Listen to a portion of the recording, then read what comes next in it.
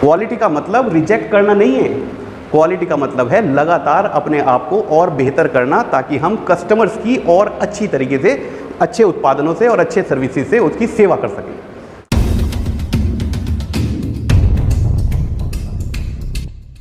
Employability skills की हम quality के बारे में समझ रहे हैं। पिछले लेक्चर में हम थोड़ा बहुत क्वालिटी का एक ओवरव्यू जान गए कि क्वालिटी को हम कैसे समझें, उसको कैसे परिभाषित करें, कौन कौन लोग इसमें इन्वॉल्व होते हैं और कस्टमर क्या रोल प्ले करता है और हमारा व्यवसाय के जो अंदर काम कर रहे हैं हमारी क्या जिम्मेदारियां हैं, ठीक है, और कस्टमर क्वालिटी को कैसे कैसे आंकता है, ये सारी बातें हम पिछली बार कर गए।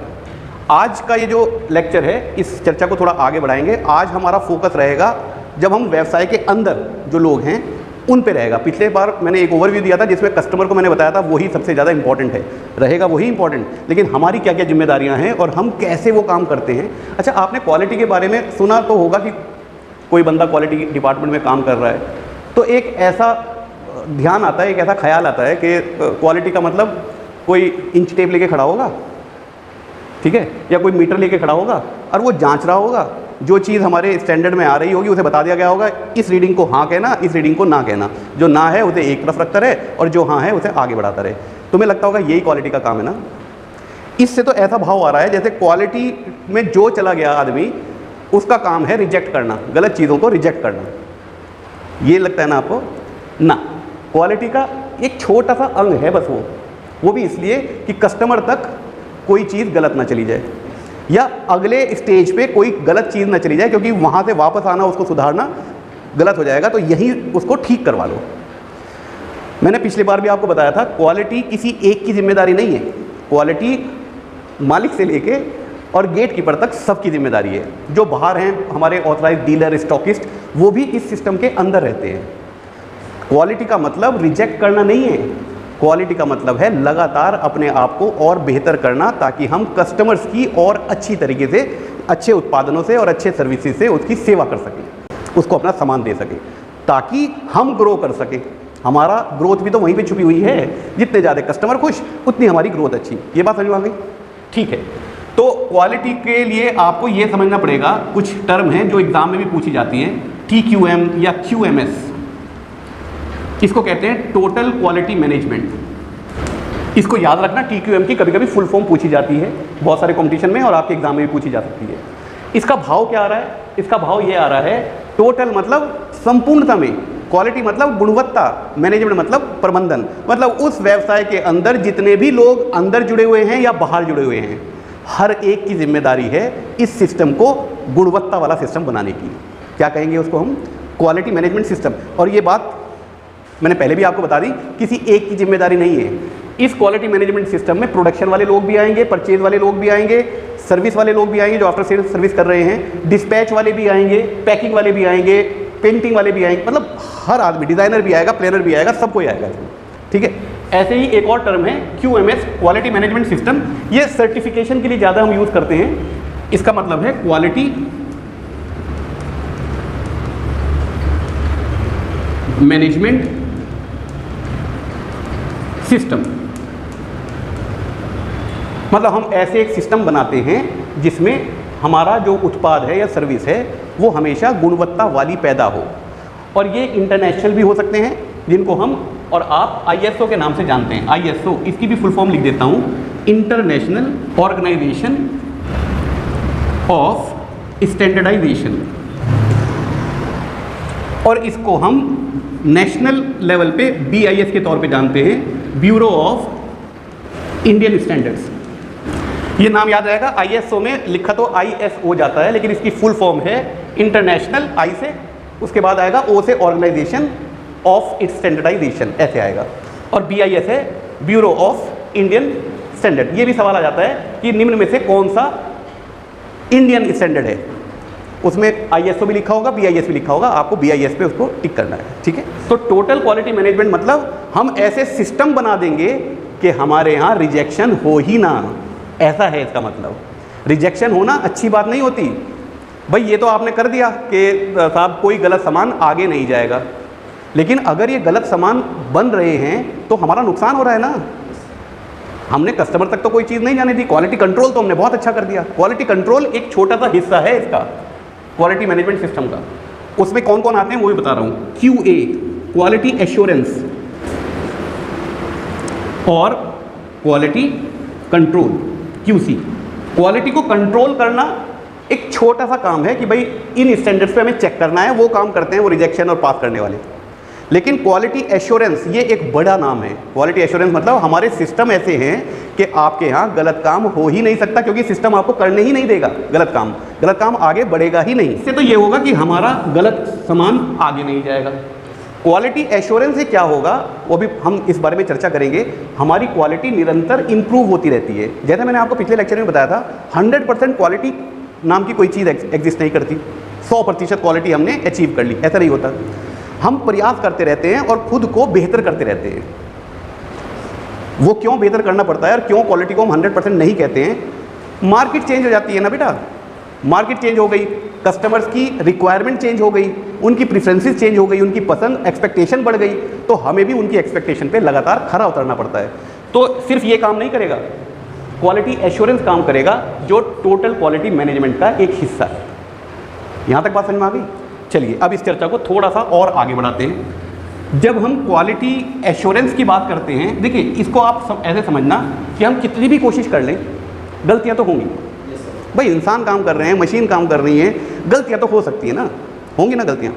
तो हम ये मान के चल रहे हैं कि गलतियाँ तो होंगी।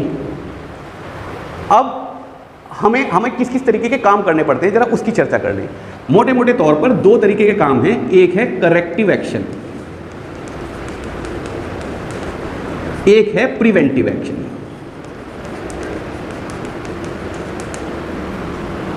ये दोनों अलग अलग भी समझे जा सकते हैं और एक जैसे भी एक साथ भी समझे जा सकते हैं। इसका मतलब समझ लो। करेक्टिव समझ में आ रहा है तुम्हें? करेक्टिव का मतलब क्या है? करेक्शन क्या होता है? सही करना। और प्रिवेंटिव मतलब होता है ना होने देना। बात समझ में आ रही है? अब इसको ऐसे समझो कि गलतियां तो होंगी, जिस स्टेज पे वो गलतियां हुई हैं वहीं पकड़ ली जाए, यहाँ क्वालिटी कंट्रोल आएगा। सिस्टम ऐसे होने चाहिए कि उस गलती को पकड़ा जा सके जहां पर वो हो रही है। गलतियां तो होंगी ना, उसको ठीक करना चाहिए। क्या करना चाहिए? रिजेक्शन करना कोई मतलब पहला हल नहीं है हमारा कि इसको रिजेक्ट कर दो। अरे भैया कंपनी का बहुत नुकसान हो जाएगा, तुम्हारी तनख्वाहें कहाँ से आएंगी? उसको करेक्ट करना पड़ता है। सबसे पहले क्या सोचो? करेक्ट करने की सोचो। जो गलती हुई है उसको कैसे सही करा जा सकता है। ये बात समझ में आ रही है? यहाँ तक बात समझ में आ रही है? और फिर हाथ के हाथ ऐसी गलती दोबारा ना हो, अपने सिस्टम में वो चेंज कर लो, ताकि फिर भूल जाओ, मतलब क्योंकि सिस्टम फिर वो गलती नहीं होने देगा ना। आप मेरी बात समझ रहे हैं? उसको कहते हैं प्रिवेंटिव एक्शन। तो करेक्टिव एक्शन के साथ साथ प्रिवेंटिव एक्शन भी जरूर लिया जाता है और फिर उसको चेक किया जाता है, बार बार फीडबैक ली जाती है। फिर दोबारा अगर कोई गलती आ गई वैसी ही, तो इसका मतलब समझ लो कि हमने कोई अपने सिस्टम में अच्छी तरह इंप्रूवमेंट नहीं करा। ये अगर हम उसको ठीक ही नहीं कर पा रहे हैं, तब जाके मजबूरी में रिजेक्ट करना पड़ता है। ऐसा समझो, रिजेक्ट करना हमारी पहला उद्देश्य नहीं है, ना क्वालिटी डिपार्टमेंट का, ना क्वालिटी कंट्रोल वालों का। हमारा मकसद है गलतियों को छुपाओ ना, पहली बात, उसको सही करो, दूसरी बात भविष्य में ऐसी गलती ना हो, तीसरी बात। इस पूरे खेल में समझ में आ रहा है आपको क्या कर रहे हैं हम अपनी क्वालिटी का स्तर बढ़ा रहे हैं, ताकि पहली बार में बिल्कुल सही सामान बने, क्वालिटी का सामान बने। ये बात समझ में आ रही है? तो कभी कभी ये टर्म भी आपको दिखाई देगी, CAPA, corrective action, preventive action. अगर हमारे हाथ में उसको करेक्ट करना है ही नहीं और हम स्टैंडर्ड से बाहर जा रहे हैं उसको करेक्ट करने के चक्कर में, तब जाकर हम उसको रिजेक्ट करते हैं। फॉर एग्जाम्पल मैं आपको एक छोटा सा एक आइडिया बताना चाह रहा हूँ। मान लीजिए आप कोई शाफ्ट बना रहे हैं और इस शाफ्ट का साइज़ होना चाहिए था 50 mm, और आपको टॉलरेंस में ये दे रखा है कि 50 में टॉलरेंस दे रखी है आपको कि 50 में प्लस माइनस 0.5 mm ये टॉलरेंस है। इसका मतलब क्या है? 49.5 mm से लेके 50.5 mm तक का साइज डायमीटर में ये चलेगा, इसको जाने दो, ये सही है, स्टैंडर्ड में आ रहा है। मान लीजिए कोई ऐसा कोई खेल है, आपने चेक करना शुरू करा वर्नियर कैलिपर से या माइक्रोमीटर से। माइक्रोमीटर से चेक करते हुए आपने देखा कि एक साइज आपको मिल गया 50.8 mm का, तो ये तो बाहर चला गया ना। 50.5 mm से ज़्यादा बड़ा साइज तो नहीं होना चाहिए था। इसको रिजेक्ट करने की ज़रूरत नहीं है, इसको दोबारा मशीन पे चढ़ाओ और 0.3 mm का या 0.15 mm का कट लगा दो। डायमीटर पे 0.5 mm का कट लगाओगे तो 3 mm का कट लग जाएगा, तो वो आपके टॉलरेंस में आ जाएगा। हमें रिजेक्ट नहीं करना, उसको सही करना है, इसको कहते हैं हम सही करना। बात समझ में आ रही है? ऐसा ना हो ऐसा ना हो तो प्रिवेंटिव एक्शन क्या हो सकता है? हो सकता है उस लेथ मशीन पे जो ऑपरेटर खड़ा है उसको ट्रेनिंग की ज़रूरत है, क्योंकि नापा तो उसने भी होगा ना उतारने से पहले, उसको ट्रेनिंग करो ताकि दोबारा इस आदमी से ये गलती ना हो जाए। ऐसे ऐसे जॉब बहुत ज़्यादा नहीं आने चाहिए, क्योंकि बार बार वापस आएगा मशीन पे चढ़ेगा तो हमारा टाइम का अर्जा हो रहा है ना बेटा। ये बात समझ में आ रही है? यहाँ तक बात समझ में आ रही है? प्रिवेंटिव भी कर लिया। अब रिजेक्शन कब होता है? रिजेक्शन तब होता है कि अगर ये साइज़ आपको 49 मिल गया, क्योंकि 49.5 से कम साइज़ तो नहीं हो सकता, ये रिजेक्ट हो जाएगा, क्योंकि अब उसको कैसे, उसके जो आपने ज़्यादा मशीन कर दिया अब उसको बढ़ाएंगे कैसे, तब जाके हमारी वो हो जाती है, मतलब रिजेक्ट करना पड़ता है हमको। यहाँ तक बात समझ में आ रही है? लेकिन ये मजबूरी में करना पड़ता है, उससे पहले हमें टर्नर ऐसे चाहिए जो इस तरह की गलतियाँ नहीं कर रहे हो। क्वालिटी मैनेजमेंट सिस्टम कैसे काम करता है? क्वालिटी मैनेजमेंट सिस्टम इस तरीके के कुछ जवाबों को हमें एड्रेस करना पड़ता है। जब हम क्वालिटी मैनेजमेंट सिस्टम को बना रहे होते हैं किसी कंपनी के लिए, अलग अलग कंपनी के लिए अलग अलग बनता है।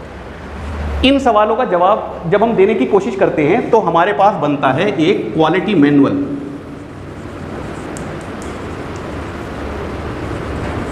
उसमें हर चीज़ लिखी रहती है, हर तरीके के फॉर्मेट का उसमें एक सैंपल लगा रहता है।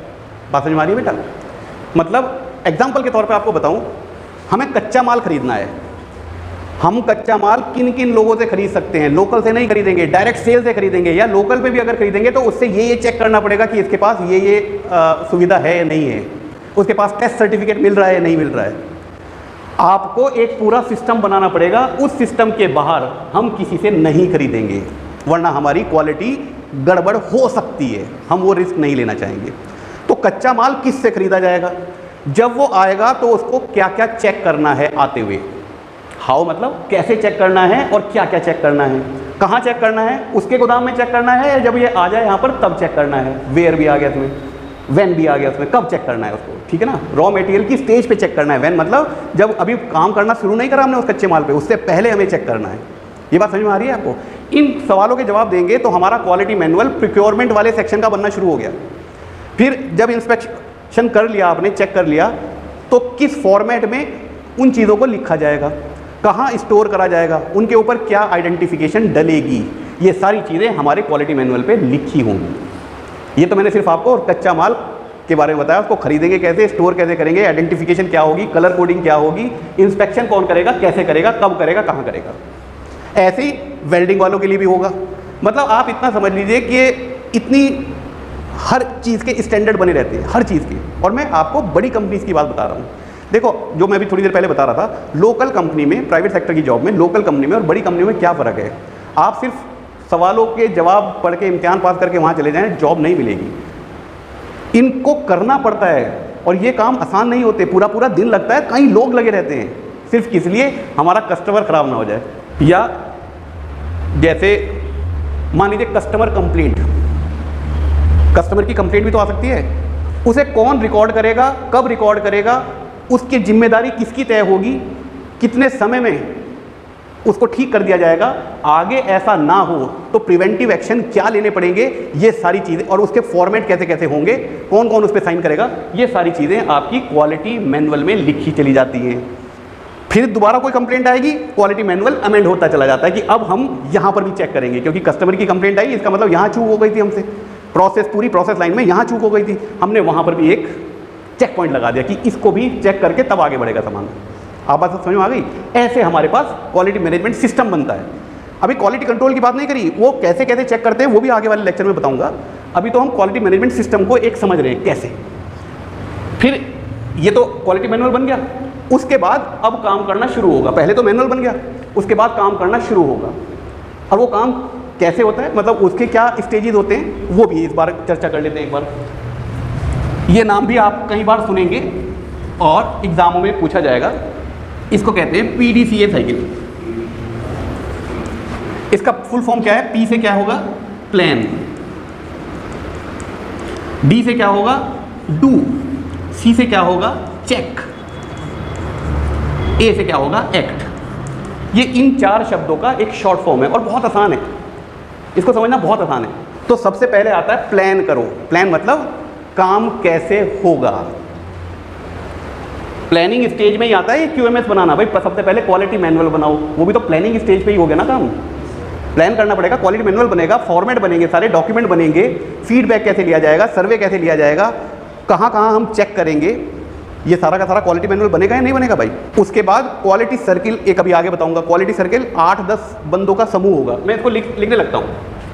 सबसे प्लानिंग में क्या होगा, क्वालिटी मैनुअल, QM लिख रहा हूँ बेटा मैं, क्योंकि बहुत सारी चीज़ें लिखनी पड़ेंगी, तो QM लिख रहा हूँ। क्वालिटी मैनुअल बनाओ, क्वालिटी मैनुअल के बाद quality circle, quality circle, quality circle के बारे में थोड़ा सा बताना चाहता हूँ, इसमें भी इम्तिहान में कई सवाल पूछे जाते हैं। क्वालिटी सर्किल एक जैसे काम करने वाले 8-10 बंदों का समूह बनता है कुछ समय के लिए, फिर वो बंदे बदल जाते हैं ताकि हर एक की ट्रेनिंग होती रहे, सबको क्वालिटी की नज़र आती रहे, है ना। ये मैं उस कंपनी की बात कर रहा हूँ जहाँ पर हज़ारों लोग काम करते हैं एक साथ। जैसे मोटरसाइकिल की टंकी बनाने का एक डिपार्टमेंट है, उसमें स्टोर वाला भी होगा, क्वालिटी कंट्रोल वाला भी होगा, प्रोडक्शन वाला भी होगा, और हमारे पास डाटा जो है वो भी होंगे कि हमारे पास शिकायतें कौन कौन सी आ रही हैं। तो क्वालिटी सर्किल बनाया जाता है और वो आने वाली सारी शिकायतों का निवारण करने हेतु सॉल्यूशन ढूंढते हैं, समाधान ढूंढते हैं। उनका काम ये होता है। हफ्ते में एक बार मीटिंग करते हैं या 15 दिन में एक बार मीटिंग करते हैं, और जो समस्याएं होती हैं उनमें से एक एक समस्याओं का निवारण करते हैं कि इसका ये समाधान सही है, ये इंप्लीमेंट करो, क्वालिटी मैनुअल में उसको चेंज करो, इंक्लूड करो, इस फॉर्मेट में ये आएगा, और फिर उसको आगे की प्रक्रिया अभी बता रहा हूँ। तो प्लानिंग होती है बेटा, क्वालिटी मैनुअल बनेगा, क्वालिटी सर्किल बनेगा, किस स्टैंडर्ड पे हम काम कर रहे हैं। एक तो क्वालिटी मैनेजमेंट सिस्टम का स्टैंडर्ड है। अरे भाई, हर काम को करने के भी स्टैंडर्ड होते हैं। जैसे इलेक्ट्रिशियन वाले यहाँ बैठे होंगे ना कुछ, वो जो आप तार छीलते हो ना कनेक्शन करने के लिए, अब ये तो अलग अलग एम्पियर के आते हैं, कोई 5 एम्पियर, अलग अलग तरीके के उसके आते हैं ना, कैपेसिटी के आते हैं आपके ये स्विच वगैरह। उस पर जो तार छीलते हो वो कितनी दूरी पे छीली जाएगी, इस तक का स्टैंडर्ड होगा। उसमें टॉलरेंस दे रखी होगी, 5 mm छील सकते हो, प्लस माइनस 1 भी हो सकता है, यानी कि 6 mm भी हो सकता है और 4 mm भी हो सकता है, क्योंकि उसके अंदर इतनी जगह नहीं होगी। अगर आपने 18 mm छील दिया तो तार बिना इंसुलेशन के रह जाएगा ना, वो टच हो सकता है ना, तो हमारी क्वालिटी बिगड़ सकती है काम करने की। शॉर्ट हो सकती है कोई चीज़, करंट लग सकता है दोबारा खोलते हुए उसमें, जब खोलेंगे या रिपेयर कर रहे होंगे। बात समझ में आ रही है। एक एक चीज़ का स्टैंडर्ड बना होता है, तो उन स्टैंडर्ड्स की बात होगी इसमें, और कैसे कैसे फॉर्मेट लिखे जाएंगे वो सब क्वालिटी मैनुअल में होता है। ये सब चीज़ें बनेंगी। ये सब कौन सी स्टेज पे हो रहा है, प्लानिंग की स्टेज पे हो रहा है, कि हम अपना क्वालिटी मैनेजमेंट सिस्टम बना रहे हैं, डेवलप कर रहे हैं। प्लानिंग हो गई। उसके बाद अगली चीज़ आती है डू। तो डू के लिए कहाँ लिखूँ भाई, इधर लिख देता हूँ डू के लिए, ठीक है। डू में क्या आएगा, क्वालिटी सर्किल बनाओ, कुछ लोगों को चिन्हित करो, उनको कहो कि भाई समस्याओं को इकट्ठा करो, डेटा इकट्ठा करो। तो इसमें क्या होगा, हमारे पास डेटा इकट्ठा होगा, क्वालिटी सर्किल बनेगा। क्वालिटी सर्किल की मीटिंग आप कह लो, मीटिंग कब होगी, डू मतलब अब हम कर रहे हैं। प्लानिंग तो कर ली, सारी फ्रेमवर्क तैयार है, अब करना भी तो शुरू करना पड़ेगा ना, क्वालिटी को इंप्रूव करना अपने आप को। तो मीटिंग कब होगी, 1 हफ्ते में होगी या 15 दिन में होगी। डेटा इकट्ठा करो, कैसे काम होगा, उस क्वालिटी सर्किल में कौन कौन होगा, और समाधान निकलेगा। इसमें डिसीजन मेकिंग भी आएगा, डू में डिसीजन मेकिंग भी आएगा। मतलब जो भी समस्या है उसका समाधान निकालो, उस समाधान को निकालने के बाद उसे कार्यान्वित करो, फॉर्मेट बनाओ, और सबको बता दो कि भाई तुम्हारी जिम्मेदारी ये है, इस फॉर्मेट में ये डेटा भरना है तुम्हें, ये आगे जाने से पहले ये चेक करना है। सारे फॉर्मेट बनेंगे। ये सब हम क्या कर रहे हैं, डू कर रहे हैं, कर रहे हैं, इन कामों को कर रहे हैं। यहाँ पर प्लानिंग करी, यहाँ पर डू करा, ठीक है। अगली स्टेज आई चेक। आपने जो भी कार्यान्वित करा, जो भी फॉर्मेट बनाए, अब उनका असर क्या हो रहा है, आपकी प्रॉब्लम होनी कम होनी शुरू हुई या नहीं हुई, तो उसको चेक करना पड़ेगा या नहीं करना पड़ेगा। जो आपने समाधान इंप्लीमेंट करवाया उसको चेक करना पड़ेगा ना भाई। तो यहाँ पर चेक पे आता है कि आप असर देखें, कैसा असर हो रहा है, चेक करें, इंस्पेक्शन करें, फीडबैक लें, कस्टमर से फीडबैक लें कि अब वो संतुष्ट है या नहीं है, मार्केट सर्वे करवाएं, क्वालिटी कंट्रोल वाले से पूछें कि अब रिजेक्शन कम आ रही है, ज़्यादा आ रही है, इससे ही तो पता चलेगा ना बेटा। तो हम क्या कर रहे हैं, चेक कर रहे हैं। और आखिर में क्या है, एक्ट। एक्ट में क्या है, चेक करने के बाद अगर असर आपके फ़ायदे के आ रहे हैं तो उसे हमेशा के लिए इम्प्लीमेंट कर दो, और किसी दूसरी प्रॉब्लम पे काम करना शुरू कर दो। अब जो इससे छोटी वाली प्रॉब्लम है, सबसे ज़्यादा प्रॉब्लम ये आ रही है तो सबसे बड़ी प्रॉब्लम सबसे पहले सॉल्व करेंगे। जो सबसे ज़्यादा कस्टमरों की शिकायत है, सबसे पहले उस शिकायत को सॉल्व करेंगे। ये शिकायत सॉल्व हो गई, शिकायतें आनी कम हो गई, इसको इम्प्लीमेंट करवा दो, अगली शिकायत पे चले जाओ। लेकिन अगर असर नहीं आ रहा है या शिकायतें अभी भी आ रही हैं और ज़्यादा आ रही हैं, तो इसे दोबारा डिसीजन मेकिंग दोबारा तरीके से करो। दोबारा सोचो, कुछ चूक कर दिया आपने, अभी भी शिकायतें आ रही हैं, इसका मतलब प्रॉब्लम वो नहीं थी जो आपने समझी, प्रॉब्लम कोई और है। उस प्रॉब्लम की जड़ तक पहुंचो, उसको हम क्या कहते हैं, रूट कॉज एनालिसिस कहते हैं। प्रॉब्लम की जड़ तक पहुंचो। यहाँ तक बात समझ में आ गई। और आखिर में एक्ट करो। अगर ये प्रॉब्लम सॉल्व हो गई, इसे हमेशा के लिए इंप्लीमेंट कर दो, अगली प्रॉब्लम ले आएगा क्वालिटी सर्किल। और अगर सॉल्व नहीं हुई तो दोबारा रूट कॉज एनालिसिस करो, दोबारा डिफाइन करो प्रॉब्लम को, और दोबारा आप इसको कुछ करो, कार्यान्वित करो, ताकि ये प्रॉब्लम खत्म हो जाए। प्रिवेंटिव एक्शन भी लो साथ, ताकि आगे दोबारा वो इंप्लीमेंट करने का मतलब ये है कि अब ये प्रॉब्लम दोबारा नहीं आनी चाहिए, सिस्टम ऐसे बना दो कि ये प्रॉब्लम दोबारा नहीं आनी चाहिए। आसान था ना ये समझना। देखो बच्चों, अगर आप इन सारी चीज़ों को रटने की कोशिश करोगे बहुत मुश्किल हो जाएगा, याद नहीं रहेंगी। जब कंपनी में जॉब करने जाओगे आपसे ये सवाल पूछे जाएंगे, नहीं समझ में आएगा। आप इसे कॉमन सेंस की तरह अगर सुनोगे, अरे ऐसे ही तो होगा, सबसे पहले प्लान करना पड़ेगा, फिर कुछ करना पड़ेगा समस्या को निवारण करने हेतु, फिर उसे चेक करना पड़ेगा कि उसका असर क्या हुआ या नहीं हुआ, और आखिर में कोई फैसला लेना पड़ेगा कि इसको लगातार चलने दिया जाए या अभी और कुछ इंप्रूवमेंट करने की गुंजाइश है। यही तो होगा। इसको हम कहते हैं पीडीसीए साइकिल। पीडीसीए साइकिल इसलिए कह रहा हूँ कि कभी कभी मतलब जो हम बाद में फैसला लेते हैं, हमें पता चलता है कि ना समस्या का भी समाधान नहीं हुआ, तो वापस हमें ये यहाँ पर आना पड़ता है प्लानिंग स्टेज पर। फॉर्मेट बदलो, डेटा को कलेक्ट करने की तरीके बदलो, बहुत सारे प्लानिंग स्टेज पे दोबारा आना पड़ता है ताकि इस समस्या का हमेशा के लिए खात्मा कर दिया जाए।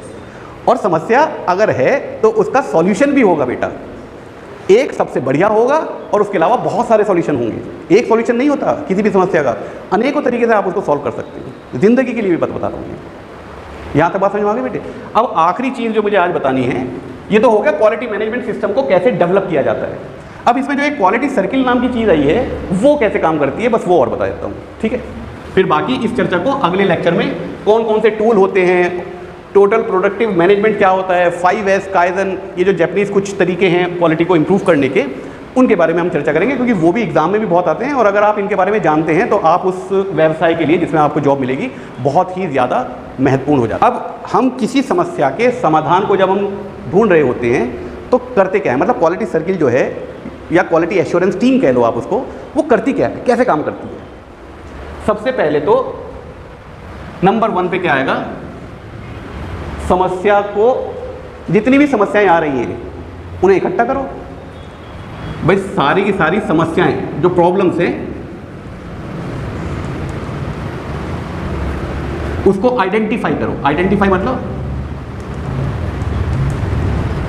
हमें छुपानी नहीं होती प्रॉब्लम, हमें तो और उजागर करनी होती है। भाई ये प्रॉब्लम आ रही है, हमें छुपानी नहीं होती है किसी चीज़ को। अगर छुपाओगे उसका समाधान नहीं निकलेगा तो वो तो आपका कस्टमर कभी ना कभी तो पहचान ही जाएगा ना ये प्रॉब्लम है इसके अंदर। बात समझ में आ रही है बेटा। तो सबसे पहला स्टेप क्या है, प्रॉब्लम को आइडेंटिफाई करो कि हाँ प्रॉब्लम है, ठीक है। दूसरा स्टेप इसका क्या है, प्रॉब्लम को डिफाइन करो। इसका मतलब है प्रॉब्लम को चिन्हित करो। दूसरा स्टेप है डिफाइन करो, मतलब उसे परिभाषित करो। ये नहीं कह सकते, मतलब फिर समाधान कैसे ढूंढेंगे कि कस्टमर को मज़ा नहीं आ रहा, अरे भाई बताओ तो सही क्या दिक्कत आ रही है, उसको मज़ा नहीं आ रहा, खाने में स्वाद नहीं आ रहा, इससे कैसे बेचारा हलवाई समझेगा कि अब मुझे क्या करना है, अपने आप को दुरुस्त कैसे करना है। बताओ तो सही, मसाला तेज हो गया, नमक कम हो गया, नमक ज़्यादा, कुछ तो बताओगे। तो उसको अच्छी तरह डिफाइन करना पड़ता है, क्योंकि बिना डिफाइन करे प्रॉब्लम का सॉल्यूशन नहीं निकलता है। रूट कॉज एनालिसिस, हम उसकी जड़ तक पहुंच ही नहीं सकते कि असली दिक्कत क्या हो रही है। उसके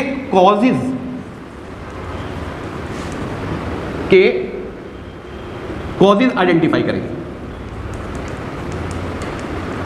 मतलब किस किस वजह से ये हो सकती हैं चीज़ें, उसके बारे में आइडेंटिफाई करें। हो सकता है वो कहे कि स्वाद नहीं आ रहा, मसाला थोड़ा कम है, मसाला तो सही डाला था। हो सकता है हमारा मसाले के मैन्युफैक्चरर जो MDH का मसाला नहीं लगाया, लोकल मसाला लगा दिया, हो सकता है उसकी वजह से। तो ऐसा सिस्टम बनाओ कि हमेशा MDH का मसाला ही आएगा। कुछ ना कुछ तो भाई समाधान तो तब निकलेगा ना जब प्रॉब्लम के कॉजेज़ का पता चले कि किस किस वजह से ये कॉज हो सकता है।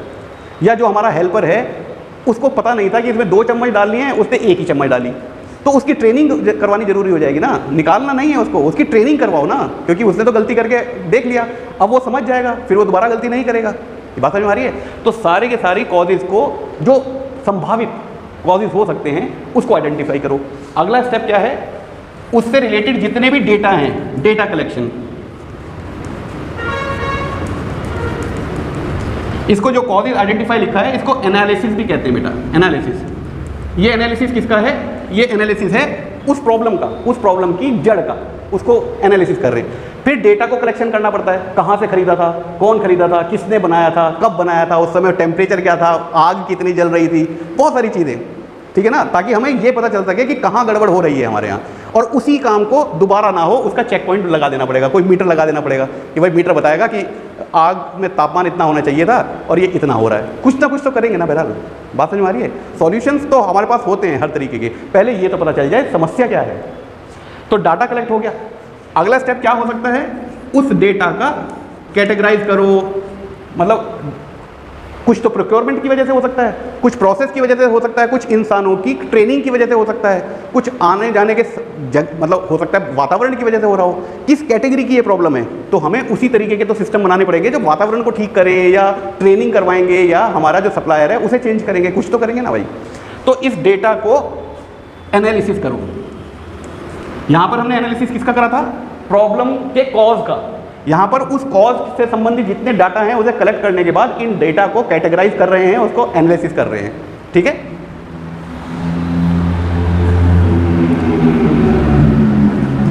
ओके, अगला स्टेप क्या हो सकता है, डेटा को भी एनालाइज कर लिया, पता चल गया कि भाई यहाँ पर लग रहा है कि ये शायद वो कारण है, इसकी वजह से हमारी प्रॉब्लम सॉल्व हो सकती है। तो हम कोई एक सबसे बढ़िया तरीका ढूंढेंगे जिसको इंप्लीमेंट करके ये वाली प्रॉब्लम सॉल्व होने वाली है। उसको क्या कहेंगे, सजेस्ट अ सॉल्यूशन, कोई समाधान ढूंढेंगे, ठीक है। अगला स्टेप क्या हो सकता है, अगला स्टेप होगा इस समाधान को इंप्लीमेंट करवाओ। ये तो मीटिंग के अंदर तो ढूंढ लिया हमने, अब बताना भी तो पड़ेगा कि आज के बाद ये काम ऐसे होगा, ये चेक करेगा, इस मीटर से चेक करेगा, कुछ तो करेंगे ना भाई। समझ में आ गई मेरी बात बेटा। तो हम क्या करेंगे, सातवां इंप्लीमेंट। उसके बाद आठवां क्या होगा, चेक। जो आपने इंप्लीमेंट करा उसके असर को अब चेक करना पड़ेगा। अगर असर आपके फेवर में आ गया, मतलब प्रॉब्लम होनी बंद हो गई है, तो फिर क्वालिटी मैनुअल में चेंज कर दो, और इसको हमेशा के लिए क्वालिटी मैनुअल में अगर वो आ गई तो हमेशा के लिए फिर वो इंप्लीमेंट हो जाती है। उस अमेंडमेंट के बाद अब काम ऐसे होना शुरू होगा आगे से, ताकि ये वाली गलतियां ना आए। बाकी चीज़ें वैसी रहेंगी, जो गलतियां आ रही थी उसकी वजह से ये अमेंडमेंट कर दिया, अब यहाँ पर भी चेक होगा, ये आदमी चेक करेगा, इस फॉर्मेट में सारी की सारी रिपोर्ट भरेगा, ताकि बाद में हर चीज़ को डॉक्यूमेंट करना जरूरी होता है। बाद में वो कहें मैंने तो चेक करा था, हाँ मैंने चेक करा था, बिना मेरे चेक करे आगे नहीं गया, दिखाओ कहाँ है रिकॉर्ड। मुंह ज़बानी बात नहीं चलती हमारे यहाँ, रिकॉर्ड होना चाहिए, हर चीज़ को भरना पड़ेगा। तो आप लोग तैयार हो जाएं, लिखा पढ़ी का काम आपको भी करना पड़ेगा, चाहे आप किसी भी लेवल पे काम कर रहे हैं। और अब वो पेपर पे नहीं होता, अब वो पंचिंग होती है MIS सिस्टम पे, मैनेजमेंट इंफॉर्मेशन सिस्टम, सब ऑनलाइन रहता है बेटा। तो आपको टेक्नोलॉजी भी इस्तेमाल करनी पड़ेगी, करना पड़ेगा, इसके लिए तैयार रहें। तो सबसे चेक हो गया, चेक के बाद आखिरी चीज़ है एक्ट। एक्ट मतलब अगर ठीक हो गया प्रॉब्लम, क्वालिटी मैनुअल में चेंज करवा दो, हमेशा के लिए इंप्लीमेंट करवा दिया, नहीं हुआ दोबारा यहाँ आओ, प्रॉब्लम डिफाइन करो, फिर ये सारा प्रोसेस करो। जब ये प्रॉब्लम सॉल्व हो गई, अगली प्रॉब्लम ले लो। ये है हमारा तरीका क्वालिटी को। आपको क्या लगा, आपके हाथ में एक इंची टेप दे देंगे या वर्नियर कैलिपर दे देंगे या कोई मीटर दे देंगे कि ले भैया इसका रेजिस्टेंस नापता फिर, और आपको क्वालिटी समझ में आ गई। आपको सारी चीज़ें समझनी पड़ेंगी इस क्वालिटी के लिए, तब जाके आप बनेंगे वो हीरा जिसको कोई पिक करेगा। अभी तो काइजन भी आएगा आगे, 5S तरीके आएंगे, सिग्मा जो तरीके होते हैं, 6 सिग्मा उनको रूल्स कहते हैं, वो आएंगे। इन सब की जानकारी आपको होनी चाहिए, कंप्यूटर की जानकारी होनी चाहिए, डाटा पंचिंग डाटा फीडिंग की जानकारी आपको होनी चाहिए, टाइम का रिस्पेक्ट आपको होना चाहिए। अगर ये चीज़ आज होनी है तो आज होनी है। आप कहो जी मेरे घर जाने का वक्त हो गया, अभी तक तो वो उसने बताया ही नहीं, जब वो बताएगा तभी तो फीड करूंगा मैं। इस भाव के साथ काम नहीं करना है बेटा, बड़े हो गए हैं, ठीक है। व्यवसाय के लिए तैयार होना ITI को पास करना नहीं होता है, स्किल्स को अंदर डेवलप करना होता है। इलेक्ट्रीशियन जितने भी हैं, अगर आप ITI पास करने के बाद किसी भी काम को करने योग्य बन गए हैं, मीटर आपको जो चाहिए हम बताएंगे, ये प्रॉब्लम है इसे सॉल्व कर दो, तब समझना आपका कौशल आ गया है। बात समझ में आ रही है। आप ये ना कहें कि आप मेरे से सवाल पूछ लो, ओम्स लॉ पूछ लो, मैं बता दूंगा V = IR, वो तो मुझे भी पता है वो तो मुझे भी पता है। तुम मुझे ये बताओ ये मीटर काम क्यों नहीं कर रहा है, इसे ठीक करो, तुम्हारा काम वो है। फिटर का काम ड्राइंग के अनुसार सामान को बना देना है, या कोई बेरिंग खराब हो गया तो उस बेरिंग का नंबर क्या है, वो कहाँ से मिलेगा, उसको निकालोगे कैसे, क्योंकि फंसा हुआ होगा वो बेरिंग, उसको दोबारा लगा के उसको कैसे फिट करोगे मशीन को और चलाओगे, ये तुम्हारा काम है। ये कर सकते हो तो तुम तैयार हो, ये नहीं कर सकते तो ITI का सर्टिफिकेट अभी क्वालिटी का नहीं हुआ है। ये बात समझ में आ रही है बेटा। तो अगली क्लास में हम चर्चा करेंगे इसके आगे कि अलग अलग स्टैंडर्ड्स हैं, कैसे कैसे वो काम करते हैं, उनकी जानकारियाँ आपके पास होंगी तो आप किसी भी ट्रेड के हों आप बहुत अच्छी जॉब पा सकते हैं। लेकिन खाली क्वेश्चन आंसर से आई डाउट। कॉन्सेप्ट को समझो, अपने अंदर वो कौशल लाओ, विकसित करो अपने आप को, तब जाके मज़ा आएगा और कोई नहीं रोक पाएगा। इंडिया में नहीं मिल रहा, विदेश वाले ढूंढ लेंगे तुम्हें। गवर्नमेंट में नहीं मिल रहा, प्राइवेट वाले ढूंढ लेंगे आपको, लेकिन ढूंढ लेंगे। अपने अंदर वो कौशल विकसित करना है बेटा। किसी को कोई शक है? आप लोगों को कोई सवाल है आज के इस लेक्चर में? कोई बात ऐसी जो आपको समझ में ना आई हो?